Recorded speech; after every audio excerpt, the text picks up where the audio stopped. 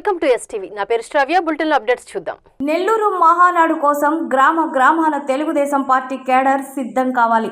నియోజకవర్గమంతా పసుపుమయం కావాలి. ఆత్మకూరు అంటే శభాష్ అనిపించేలా చేద్దాం. అతిథులను మంచి ఆతిథ్యంతో స్వాగతిద్దాం. సమన్వయ కమిటీలో యువత ముందుండి దిగ్విజయంగా నిర్వహిద్దామని మంత్రి ఆనం రామనారాయణ రెడ్డి తెలిపారు.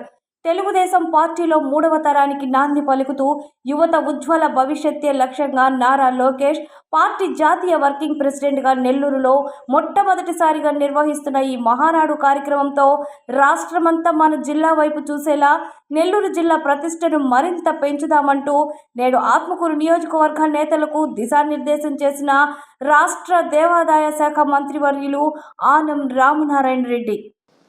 దాదాపు 8 లక్షల మంది తెలుగుదేశం పార్టీ అభిమానులు, ఎన్టీఆర్ అభిమానులు, కార్యకర్తలు వారందరితోటి కలిపి ఒక బహిరంగ సభ నిర్వహించడం జరుగుతుంది. ఈ బహిరంగ సభలో రాబోయేటువంటి కాలానికి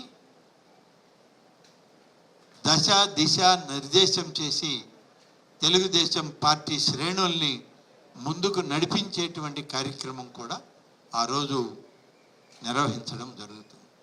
మరి ఇన్ని లక్షల మంది వచ్చినప్పుడు వాళ్ళకి చివరి రోజు వచ్చిన ఉదయం 9-10 గంటలకే చేరుకుంటారు బహిరంగ సమావేశానికి.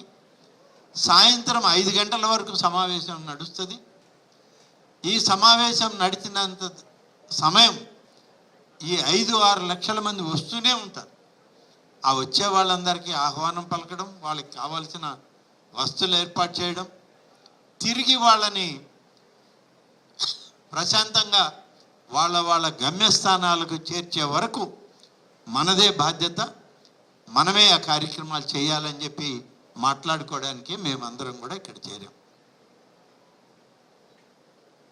ఇది ఒక ఆత్మకూరు నియోజకవర్గ సమావేశం.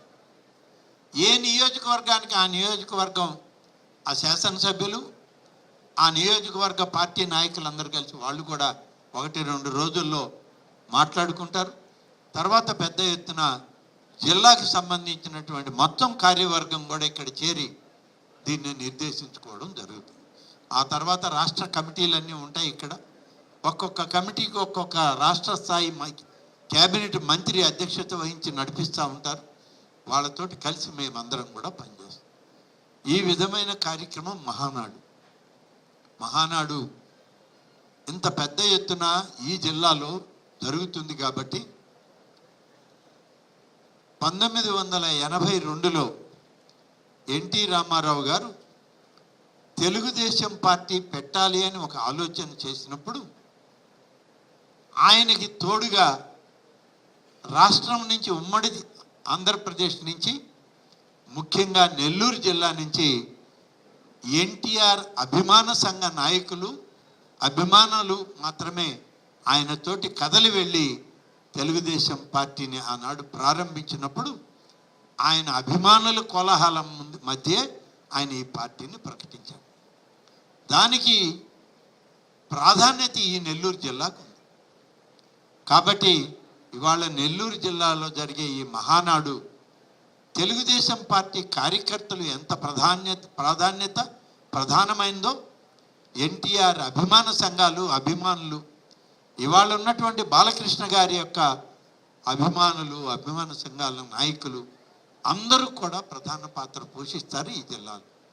కాబట్టి ఈ జిల్లాలో ఈ మహానాడికి కేవలం ఒక రాజకీయ సమావేశంగానే కాదు, ఒక మహనీయుని యొక్క అభిమానాన్ని చూరగొన్నటువంటి అనేక వేల లక్షల మంది అభిమానులు కూడా ఈ కార్యక్రమాల్లో మాకు తోడుగా నడుస్తారు.